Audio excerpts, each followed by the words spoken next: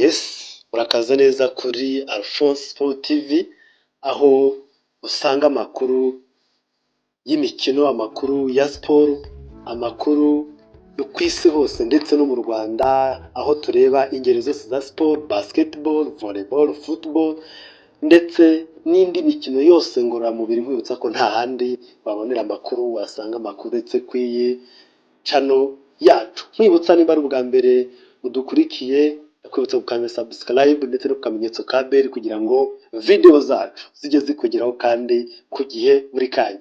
Dutangire muri Afurika.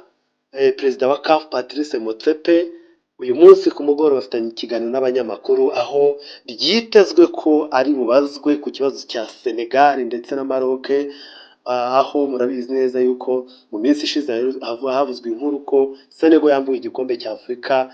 Murabyuka ko yari yatsinze ikipe ya Maroc, ariyo yagitwaye, ikipe ya Senegal ariyo yakijyanye. Bikavuga ko rero bitewe n'imyivumbagatanyo yabaye muri uriya mukino, ikipe ya Senegal yateje yo guhagarara, yo kwivumbura kuva mu kibuga, bikavuga ko igikombe cyambuwe kigahabwa Maroc. Uyu munsi rero byitezwe ko abanyamakuru bari bubaze iki kibazo ndetse n'isi muri rusange itegereje ibiri buve mu iki kiganiro. Umusifuzi Anthony Taylor wasifuraga muri Premier League nawe yaritarinze ku myaka ye 47, akaba ibyo amaze gutangaza agaragaza ko yaretse urugendo rwo gusifura, avuga yuko ananiwe. Indi nkuru y'aka kanya, Luka Modric yongereye amasezerano y'umwaka umwe muri AC Milan.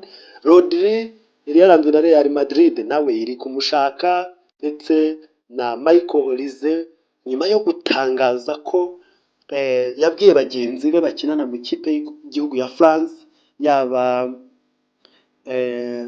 Kylian Mbappé ndetse na Chouameni, akaba yarababwiye yuko bazasubira muri Real Madrid. Nyamara uyu mukinnyi Michael Olise ntarumvikana n'ikipe ya Real Madrid. Ikipe ya Bayern Munich ntabwo irumvikana na Real Madrid ku iyi deal, ariko ibivugwa nuko Michael Olise yabwiye abahungu uti tuzasubira muri Real Madrid. Bikaba rero dutegereje kureba nimba uyu mukinnyi wa Bayern Munich ari bwerekeze mu ikipe ya Real Madrid.